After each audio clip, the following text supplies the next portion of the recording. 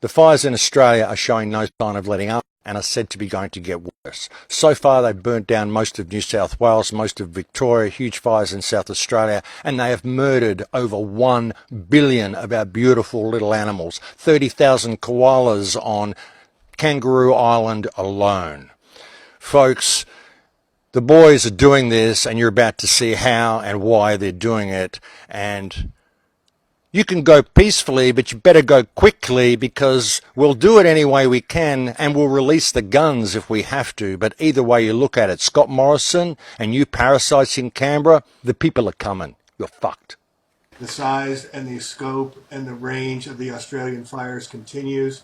They're talking about evacuating 1.5 million people now as they put in the agenda for their smart cities and to eliminate the people, but not just the people, folks.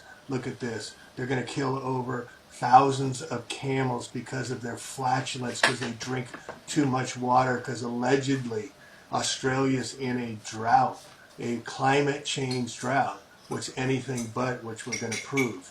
But folks, if you can't get concerned about the loss of the people while the Australian Open is still going on and everything's fine, how about the animals that are being literally torched? This poor little animal tried to get through a fence that had become electrified due to the directed energy weapons and was fried. The animals and the loss of life is incredible, and it's not just above the people, but it's the weather manipulation that is beyond shadow of a doubt is occurring now. Watch these videos. They're very hot here. Now I want you to see these fires over here, all the microwave activity happening in here, popcorn cloud, all that microwaves from the satellites, I'm thinking. I'm sure if I'm doing that wrong, someone will tell me. Here you go, look at all those waves. Not good, driving that weather away from the fires. Now you look here, at this weather here, radio waves right in here. Look at them. Look at those waves. Driving that weather, that rain and everything away from the fires. Okay, now look over here. More microwaves. Look at that, look at that, look at that. Look at all those waves. Okay, not natural. And look how it's driving that cloud away. And some more popcorn cloud. That's what they call it. Okay, now what I wanted to show you as well is over here in this system here. Now if you look at the loop, it shows a rectangle at the eye. Okay, they don't do rectangles. Okay, look at this. Squares, rectangles, doesn't happen in nature. Okay, it's round normally. But I'm watching to see what this area is going to do in the future. I'm not too sure. I'm sure other people that are a bit more experienced in this type of thing will know better than me. But I'm trying to show you what I'm observing on the satellite live from everything that you can see. And here's from the excellent work of Mike Morales, Weather Modification Advisory Committee, telling you they're modifying the weather, showing you, proving that the weather is being manipulated.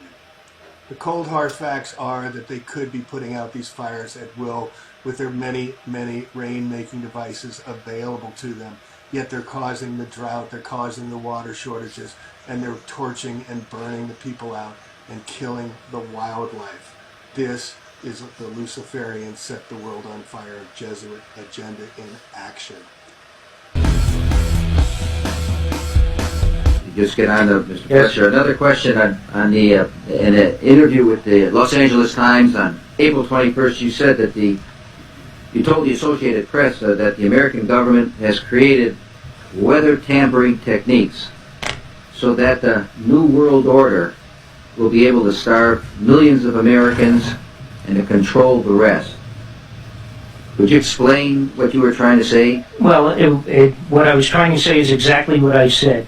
There is weather control techniques. We have a complete package on that, which I did not bring, but I certainly will see to it that it is brought in for the record. Number one, the entire patents on the equipment. Number two, Senator Claiborne Pell's complete statement and story of his own that not only does it exist, but that we even utilize it as far back as the Vietnam War. You might want to touch base with Senator Pell. I just want to repeat before I turn to... So yes, but we do have all that information. You're saying the government has created weather tampering techniques so that the, quote, New World Order will be able to starve millions of Americans. Worldwide. Millions of Americans, and to control the rest. Yes, sir, and that's my belief. As bizarre as that sounds, when if somebody had told me that that equipment even existed 10 years ago, I would have thought they were nuts, sir. And at this point in time, we have all the documents to prove it. And if you think that 85 tornadoes takes place in the middle of our growing area by simultaneous accident, I'm sorry. With the equipment that's already set up internationally, and as bizarre as that is, it is proven and documented. We will supply with those documents.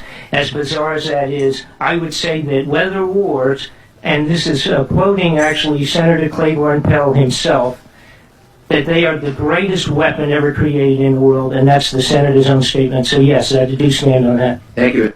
That's right, ladies and gentlemen. Weather weapons are the most dangerous weapons that they have, and they're using them in full force. I was going to try to do a Streamlabs scene. I may hit the wrong scene. Let me just see if this is it. This may not be it, but we'll try it. And high winds continued to batter California today. Power was knocked out in parts of Riverside County in Southern California. All right, here we go. We've had a lot of cases where we were seeding storms that had no business being seeded. We were just kind of throwing darts, and we were seeing responses to some of those. So we are learning that maybe there's more opportunity with some of these. Maybe we don't even need to have a rain cloud. We could go where cumulonimbus clouds that aren't really precipitating yet. And if it has inflow, maybe we could get something to work. Year one, we had the air tractor that the USDA provided, so dosaging was a lot better. We were getting about 40 to 45 gallons per cloud. That aircraft wasn't available in year two, so we... So there you go. Yeah, the other clip I started to play was, you know, they're cloud seeding in California all the time. They have ground-based cloud seeders going all the time.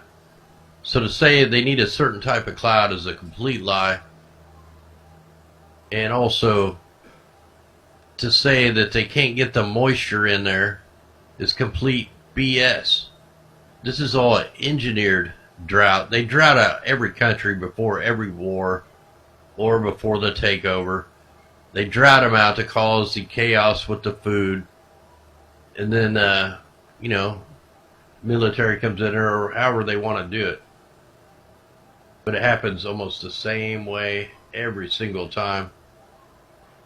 And like I said, there's a company right here in Australia that can steer the atmospheric river. We're going to play that clip real quick too. We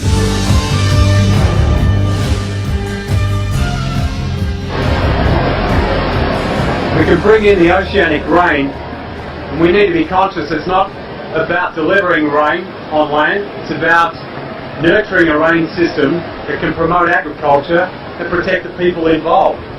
So in all cases we want to make sure we don't get flooding, but we can deliver timely rain in a gentle soaking manner into agricultural targets. Technology relies on a signal that we're able to generate that triggers a response from atmospheric patterns.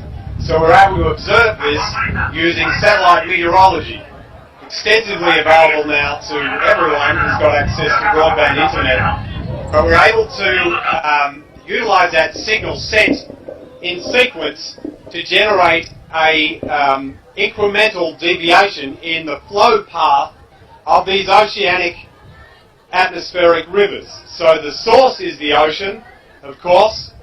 The vapor, precipitable moisture flow is in the atmosphere. The winds drive this with the pressure systems adjusting the path of least resistance. But our technology is able to interface that and hack into it, if you like, and make some micro adjustments to allow deviations to occur in the flow pathways. And this is how we broke the drought in Australia in 2005. This is how we put out the fires of Victoria from Black Saturday in 2009. This is how we delivered rain in the desert in Saudi Arabia in 2007 and snow for the first time in history in 2004 in the United Arab Emirates. There's been other projects above the radar and some under the radar, but today for the first time we're putting our hand up in front of the media to say this is available. We're going to run this project here to break the drought in the Horn of Africa. We're meeting with Cabinet, Federal Cabinet for Kenya and the Prime Minister and other parties and authorities in the region. We've met extensively with United Nations teams and agencies, and we're planning to do this in the most careful manner. Firstly, to bring some gentle rain in to give food for the food for the cattle and the livestock, so milk can be produced, so the human survivability can go up. Once that survivability's gone up, then we can look at more substantial rains that can be suitable for crop. What is this technology? Essentially, we're drawing oceanic rain systems that exist over the oceans into geographic targets, into our agricultural areas. The technology uses electromagnetics, so we're not interfering with the atmosphere or with the environment. We're not damaging it. We're not using chemicals fired through rockets like other technologies use. We use a very gentle but powerful technology launching electromagnetics into the atmosphere to modify the flow of the weather system over the ocean and drawing it into a target. So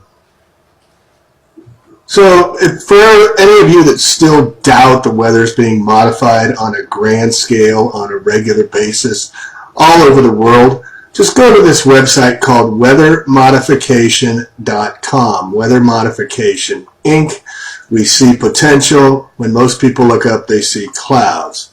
No, I see you geoengineering, spraying us like bugs and ruining the future for all life is what I see, you scumbags that are knowingly doing this. They're out of North Dakota here. And if you take on their clients and projects list, it's no small group that they're doing this through. Look at all the countries from A to Z where they have precipitation, meteorological spraying, geoengineered weather that they're conducting. And look at the United States. Look at all the areas: Nevada, Edwards Space, North Dakota, Oklahoma, Santa Barbara, Sonoma Technology Inc. Do you think you guys had a hand in the directed energy weapons attacks? Well, maybe we should go visit you and find out for ourselves. All of you that work for these companies and are staying silent and allowing this to happen, shame. Shame on you all. But here's the evidence, folks. You can't, they use the weather to steer it with the NEXRAD radar systems. They call it NOAA for a reason. National Oceanic Administration, NOAA, get it, the floods, They play games with us. And they have the radar systems, they have the aircraft, they have the hidden technology. Oh, built for success. No, built for aerosol spraying us like freaking bugs.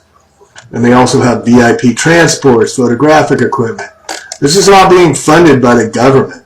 That's acknowledging and helping and providing for the money for them to spray us like bugs and to manipulate the weather at will and to create the directed energy attacks. These are the companies that are involved with it all. And again, they've been modifying the weather for a very long time. This was a post from a lady who I used her information and I posted it. And she filed a copyright strike against me, calling me a parasite for trying to get the information out to share that the weather's being modified from her work. Don't understand it, don't get it. Further proof is evident. Weather modifications have been going on for a very, very long time, and it's being intensified. More from Intel said technology doubles every year. What do you think the weather modification abilities are when they can modify the weather with the technology, with the D-Wave computers, with the NEXRAD systems, with the wet surface air coolers, with the silver lining project? Yeah, it's a big, big business when they have weather derivatives markets. And this is the silver lining project. They park out in the oceans and they use the ocean water, as you heard him testify, using the ocean's water to create the water vapors, and then use the barium in the aluminum particles to steer the weather and create the rain if they want, or the drought if they want. This is all part of the Bill Gates from hell funding to spray us like bugs, to control the weather and manipulate at will for their agenda. Can you remain silent while all this is happening? Here's a piece I did on the Silver Lining Project with the former Weather Wars. Don't know what happened to him. But this explains it a little further about the Silver Lining Project and how it operates off the West Coast back in 2017. 3 to 5 inches, guys, in such a short period of time, there is going to be more flooding and much more damage. As always, the simple and logical question is, how can this be? How can so much rain fall in such a short amount of time? Longtime Weather War 101 viewers already know the answer to that question. The people are coming. You're fucked. And Jamie, my brother, from A Plain Truth for You, thank you for this information. I cannot thank you enough.